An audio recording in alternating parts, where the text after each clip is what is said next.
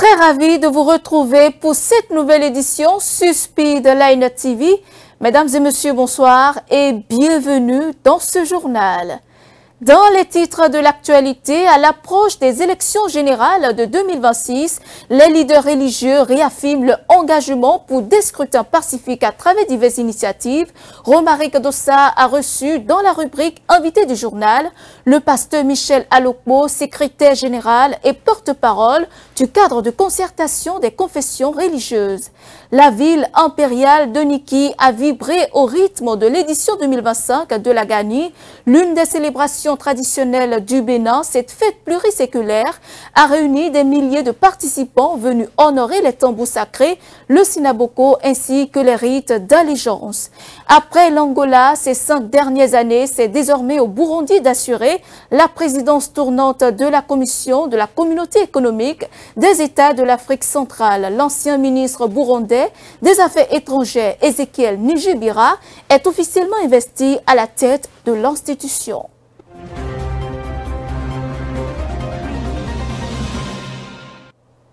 Bientôt les élections générales de 2026, la paix étant une responsabilité spirituelle et civique. Les leaders religieux affirment à travers plusieurs initiatives leur engagement à contribuer activement à la tenue d'élections inclusives, pacifiques et crédibles. Dans notre rubrique Invité du journal, Romaric Dossa s'est entretenu avec le pasteur Michel Alokmo, secrétaire général et porte-parole du cadre de concertation. Retour sur cet échange. Les élections générales de 2026 s'approchent à grands pas et pendant que les acteurs politiques affûtent leurs armes, les leaders religieux sont préoccupés par les questions de la paix. Nous recevons pour vous un invité du journal, pasteur Michel Alokmo. Il est le secrétaire général et porte-parole du cadre de concertation des confessions religieuses en République du Bénin. Pasteur Alokmo, bonsoir. Bonsoir, chers frères. Merci d'avoir répondu favorablement à notre invitation. C'est un plaisir d'être sur votre plateau cet après-midi.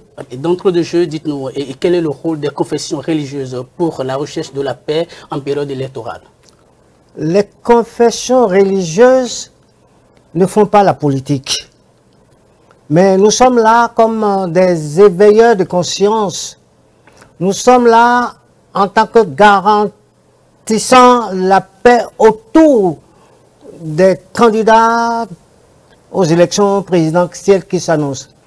Nous avons un rôle d'agent de paix.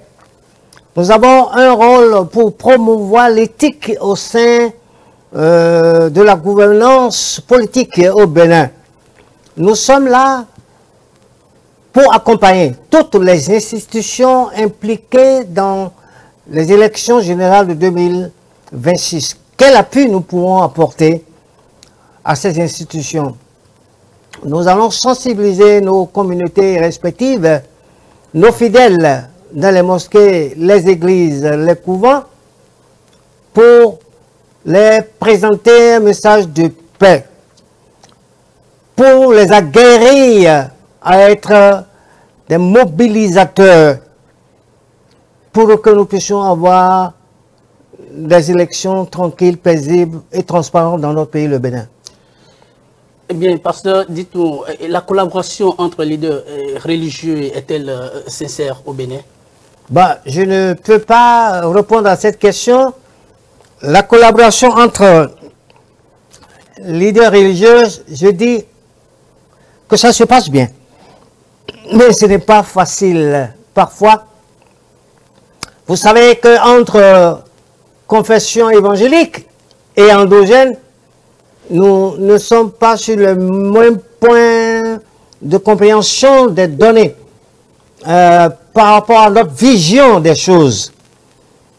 Mais à partir des statuts et règlements intérieurs du CCCR, du cadre de concertation des confessions religieuses, nous amenons les responsables à respecter ces statuts et règlements intérieurs. Nous sommes là pour une cohabitation pacifique. Nous ne sommes pas là pour parler de la religion. Tant que nous ne parlons pas de la religion entre nous, ça se passe bien. Mais tant que nous allons amener des questions doctrinales au sein de ce cadre, ça va poser des problèmes. Par exemple, la situation, le cas de prier au nom des membres de nos ancêtres, c'est arrivé au cours de ce séminaire. Nous ne pensons pas que en évangélique et en deuxième vont s'asseoir pour prier ensemble.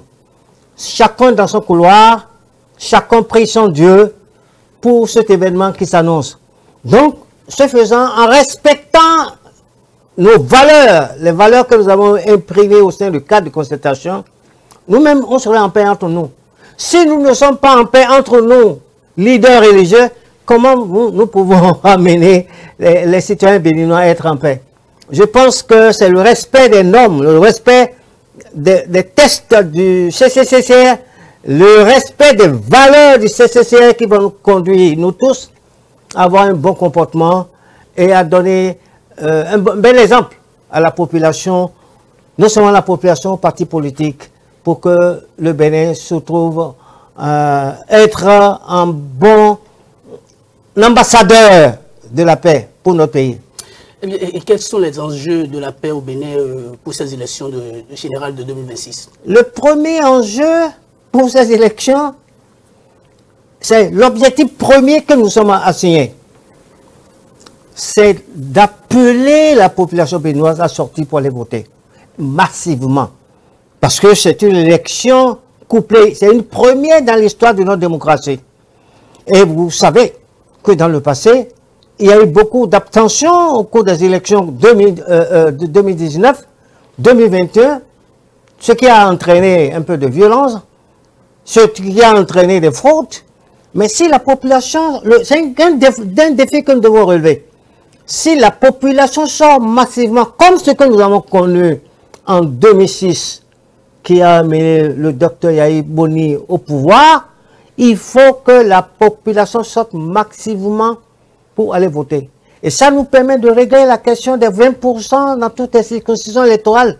Si le peuple est conscient que nous devons aller voter, que nous devons sortir de l'impasse par rapport au code électoral, par rapport au cas des 20%, que le peuple aille sortir pour voter pour le candidat de leur choix. Et c'est ça qui va départager les partis politiques. C'est ça qui va nous amener, c'est ça qui va donner un engouement.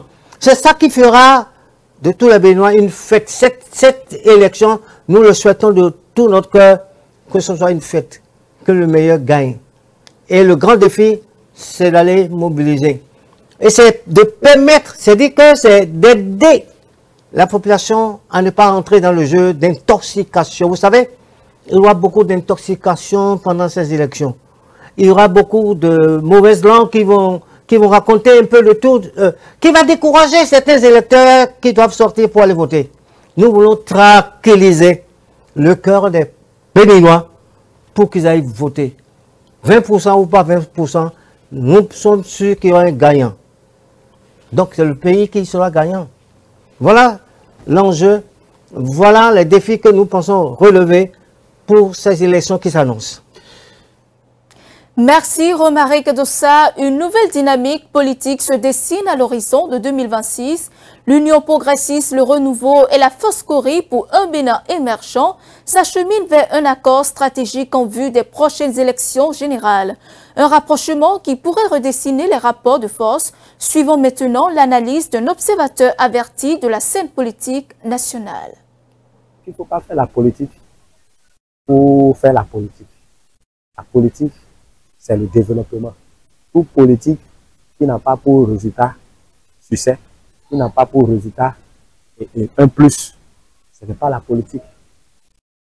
Donc, si FC2 a fait cet accord, c'est pour beaucoup de raisons. S'il a voulu faire recours à LD qui n'ont pas accepté et faire les tractations d'une manière ou d'une autre et que ça n'a pas marché, étant donné que lui seul, vu les parrainages infimes qu'il a, ne pouvant pas faire l'affaire, je crois que de façon raisonnable, c'est normal qu'il aille vers les grands regroupements. Et c'est en ce sens-là que je salue l'UPR qui a accepté, et puis s'il pouvait refuser, comme LD, comme BR, je ne sais pas si BR en son temps avait refusé parce que je savais qu'il avait fait des tractations vers BR. Mais au finish, il a atterri à l'UPR. Que l'objectif soit atteint, que le désir du peuple soit accompli, je crois que c'est ça qui doit caractériser que le développement du Bénin et le vivre ensemble et la capacité de manger 3 repas par jour au minimum, que les différents secteurs connaissent un essor, un changement. Je crois que c'est ça qui doit être la priorité de nos politiciens et politiciennes dans le pays. Le développement de chaque citoyen. Développement. C'est ça qui doit nous préoccuper, qui doit caractériser tout ce qui va constituer nos actions, nos démarches et tout. Et dans ce sens, ce faisant, je crois que le Seigneur même ne va pas nous laisser, sera de nos côtés pour que chaque jour, les choses aillent de gloire en gloire et de bien en bien pour le bonheur du peuple. Parce que le peuple, c'est lui qui élit. Et Dieu établit. Donc nous devons vraiment prendre conscience de cette vérité-là. Et fonctionner selon les principes. Pour que la paix, la gloire continue toujours d'être à Dieu dans notre vie et dans le pays en général. La guerre ne va pas avantager personne. Et nous ne le souhaitons pas. Raison pour laquelle nous devons travailler chacun dans son coin pour ça. Et le Seigneur sera en train de se glorifier. Et on prend le chemin de Niki. La fête identitaire et culturelle de la Gani a tenu toutes ses promesses. Pour la première fois, les festivités se sont déroulées dans la toute nouvelle arène du Palais Royal, offrant un cadre inédit à cette célébration séculaire. L'édition 2025 de la Gani a été marquée par une forte présence politique et institutionnelle, soulignant l'importance nationale de l'événement. Découvrons à présent les impressions des différentes personnalités présentes. Nous avons vu que le public était venu massivement. Nous avons vu que les gens ont apprécié ce nouveau palais, ce nouvel écrin.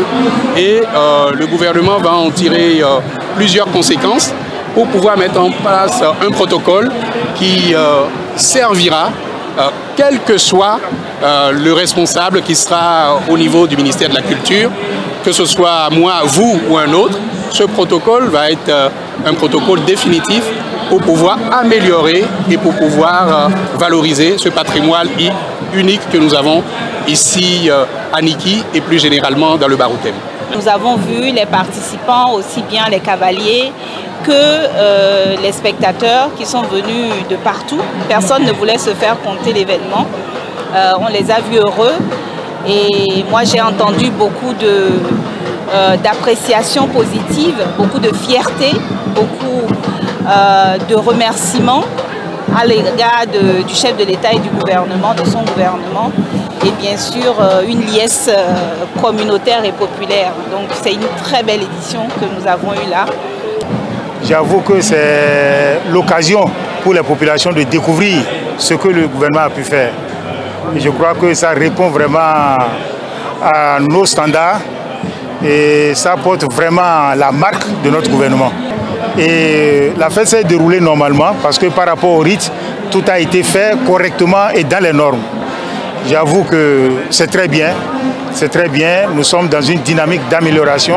Nous allons continuer par nous améliorer et je souhaite bonne fête à tous les Batombous et à toute la population béninoise parce que la fête, elle se poursuit.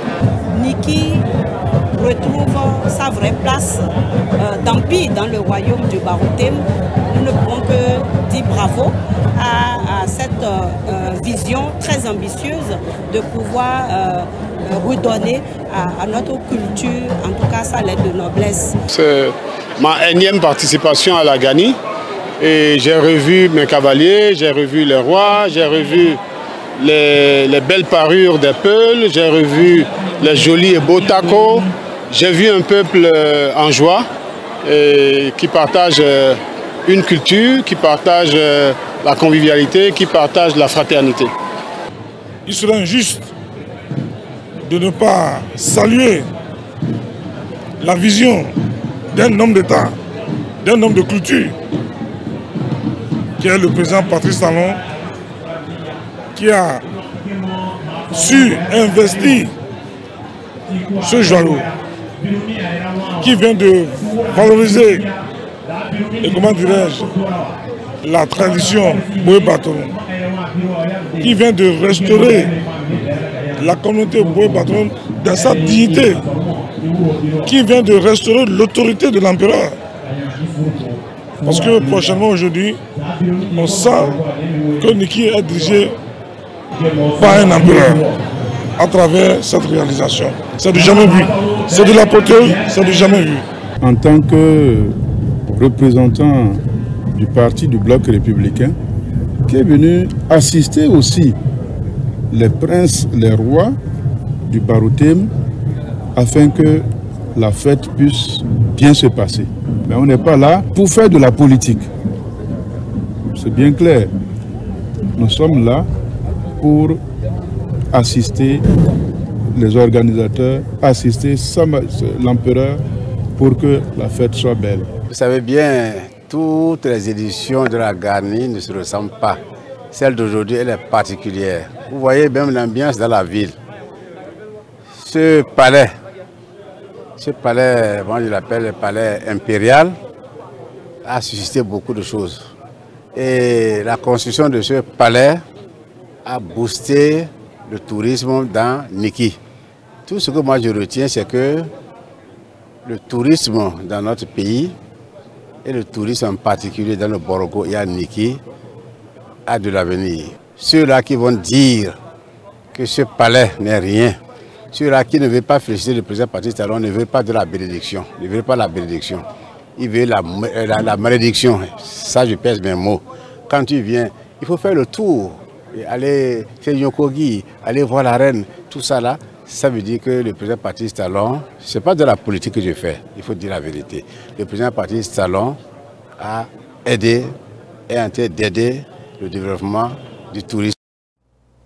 En interactualité, alors que l'accord commercial AGOA entre les États-Unis et plusieurs pays africains arrive à échéance, le Kenya redouble d'efforts pour obtenir sa prolongation. Des négociations sont en cours entre Nairobi et Washington afin d'éviter une rupture brutale qui pourrait fortement affecter l'industrie textile locale. En cas d'échec, les répercussions s'annoncent lourdes. Le reportage. Au Kenya, des milliers d'emplois sont menacés par la fin de l'AGOA annoncée pour le 30 septembre prochain. Il s'agit de la loi commerciale des États-Unis qui vise à aider les pays d'Afrique subsaharienne avec un accès plus important au marché américain. L'African Growth and Opportunity Act est également un mécanisme qui garantissait l'exonération des droits de douane et d'énormes investissements au Kenya. Le gouvernement kenyan a engagé des négociations avec Washington pour obtenir une prolongation de l'AGOA. En cas d'échec, ce sont au moins 66 000 emplois directs qui pourraient disparaître rien que dans le secteur du textile, une activité dont dépend la subsistance de près de 660 000 Kenyans. Sans l'AGOA, le Kenya perdrait son avantage concurrentiel face au Bangladesh, au Vietnam et à l'Égypte dans le domaine des vêtements. Un accord de libre-échange entre le Kenya et les États-Unis pourrait offrir la visibilité dont rêvent les investisseurs et garantir la place du Kenya dans les chaînes d'approvisionnement mondiales. Réunis à Malabo ce dimanche, les chefs d'État de la communauté économique des États de l'Afrique centrale ont désigné le diplomate burundais Ezekiel Nibigira comme président de la commission pour un mandat de 5 ans renouvelable. Une nomination qui marque une nouvelle étape dans le processus d'intégration sous-régionale. Suivant. L'ambassadeur burundais Ezekiel Nibigira a été nommé hier à la tête de la commission de la communauté économique des États de l'Afrique centrale. Le nouveau président a été élu par les chefs d'État de la CEAC lors d'un sommet extraordinaire tenu ce dimanche 7 septembre à Sipopo en Guinée équatoriale. Il succède à l'Angolais Gilberto Verissimo, dont la gestion a été fortement décriée. L'ex-chef de la diplomatie de son pays dirigera durant les 5 prochaines années l'exécutif de l'organisation.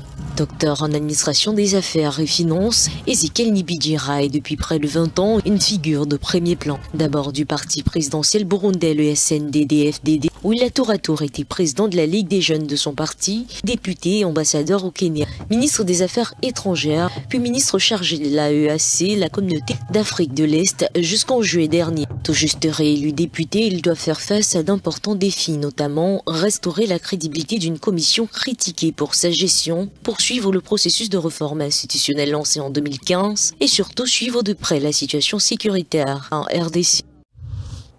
L'Église catholique accueille 2 nouveaux saints. Ce dimanche, les jeunes bienheureux italiens Carlo Acutis et Pier Giorgio Frassati sont canonisés. Leur béatification a été proclamée par le pape Léon XIV devant des dizaines de milliers de fidèles rassemblés à la place Saint-Pierre. Le reportage. Dimanche, lors d'une messe sur la place Saint-Pierre, le pape Léon XIV a canonisé Carlos Acutis, un jeune informaticien décédé en 2006. Il devient ainsi le premier saint du millénaire de l'Église catholique. Le pape a également canonisé Pier Giorgio Frassati, un jeune Italien décédé à 24 ans en 1925, connu pour son engagement auprès des pauvres et sa vie de charité. Chers amis, les saints Pier Giorgio Frassati et Carlo Acutis sont une invitation à nous tous, en particulier aux jeunes, à ne pas gaspiller nos vies, mais à les orienter vers le haut et à en faire des chefs-d'œuvre. Le choix de Carlo Acutis, surnommé l'influenceur de Dieu, est symbolique. Il a utilisé ses compétences en informatique pour diffuser la foi, notamment en créant un site web multilingue sur les miracles eucharistiques reconnus par l'Église. Né en 1991 à Londres dans une famille aisée, très dévot, il est décédé à 15 ans d'une leucémie foudroyante. Nous sommes à la fin de ce journal. Merci de nous avoir suivis. Suivez-nous en continu sur speedlinetv.bj/live et sur nos différents canaux digitaux Facebook et YouTube.